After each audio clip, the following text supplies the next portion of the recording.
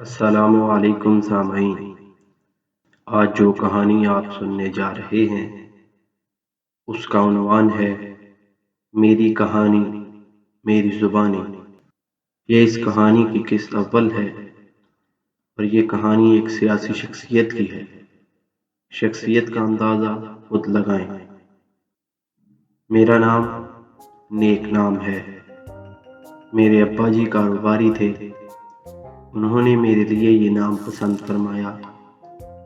ان کا فرمان تھا کہ کاروبار کے لیے نیک ہونا سخت نقصان دہ ہے، جبکہ نیک نام ہونا نہایت ضروری ہے۔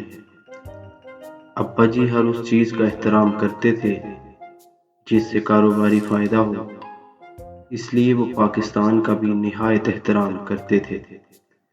میری پیدائش پاکستان بننے سے 1 سال پہلے کی ہے، جبکہ ابا جی نے پاکستان کے احترام میں میری تاریخ پیدائش پاکستان بننے سے 1 سال بعد کی لکھوائی۔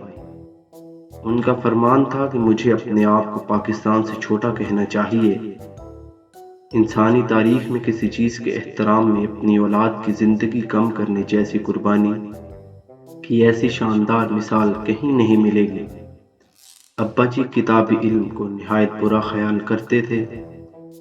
ان کا فرمان تھا کہ کتابوں میں لکھی ہوئی باتیں بچوں کا کاروباری اخلاق بگاڑ دیتی ہیں۔ تاہم ابا جی عملی حساب پر یقین رکھتے تھے، اس لیے پڑھنے لکھنے کی استعداد واجبی سی تھی، لیکن حساب کتاب میں نہایت مہارت رکھتے تھے۔ جب کبھی معاملہ لینے کا ہوتا تو جمع اور ضرب کا فارمولہ نہایت مہارت سے استعمال کرتے، اور اگر مزدوروں کی اجرت دینے کا معاملہ درپیش ہوتا تو اسے تفریق اور تقسیم کے عمل سے گزارنا پسند فرماتے۔ چونکہ صبر اور شکر کے قائل تھے، لہٰذا اس کٹوتی پر مزدوروں سے زبردستی صبر اور شکر کرواتے اور فرماتے کہ اس سے زندگی میں سچی خوشی ملتی ہے۔ ساری زندگی ابا جی مفاداتی مسلک کے علمبردار رہے، غیر اسلامی قوانین کے سخت خلاف تھے، لہٰذا ساری زندگی ٹیکس نہ دیا۔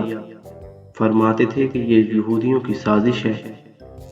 چونکہ طبیعت میں عاجزی، انکساری اور خدمت کا جذبہ کوٹ کوٹ کر بھرا ہوا تھا، لہٰذا سرکاری افسران، خاص طور پر انکم ٹیکس افسران کے سامنے ہمیشہ عاجزی اور انکساری کا اظہار کرنا پسند کرتے اور ان کی خدمت جی جان سے کرتے۔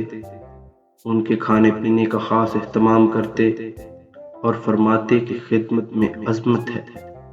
میری اور چھوٹے بھائی کی ڈیوٹی ہوتی کہ سرکاری افسران کے دفاتر میں بلا ناغہ دوپہر کو تازہ مرغن غذائیں اور تازہ پھلوں کے جوس پہنچائیں۔ اس سلسلے میں ہمیشہ فرماتے کہ سرکاری افسران کی صحت اور خوشی سے ملک کا مفاد وابستہ ہے۔ ابا جی کی طبیعت میں جلالی پن بھی موجود تھا۔ مزدوروں کی اجرت مانگنے اور قرض خواہ کے واپسی قرض کے تقاضے پر اکثر اوقات جلال میں آ جاتے اور ان سے بات کرنا بھی پسند نہ فرماتے۔ فضول خرچی کو سخت ناپسند فرماتے۔ ایک دفعہ چھوٹے بھائی نے مزدوروں کی اجرت پوری ادا کر دی تو اس کی وہ چترول کی جو آج تک مجھے یاد ہے۔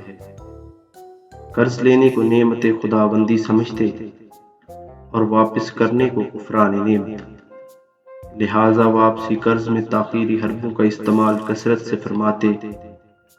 بینک افسران سے مل کر بوگس اور جعلی دستاویزات پر قرض حاصل کرنے میں ان کا کوئی ثانی نہ تھا۔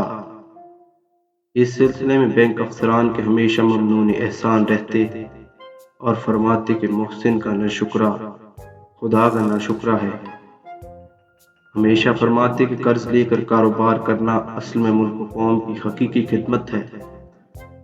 مرزا غالب سے ساری عمر ناراض رہے کہ قرض لے کر شراب پی لیتا ہے، کاروبار کرتا تو اچھا ہوتا۔ لباس کے معاملے میں ہمیشہ شریعت پر قائم رہے۔ دین اسلام کی خدمت کا جذبہ ان میں بہت تھا۔ دوسروں کو بھی ترغیب دیتے۔ محلے کی مسجد کے امام کو چندہ سب کے سامنے دینا پسند فرماتے اور کہتے کہ اس سے دوسروں کو ترغیب ملتی ہے۔ جاری ہے۔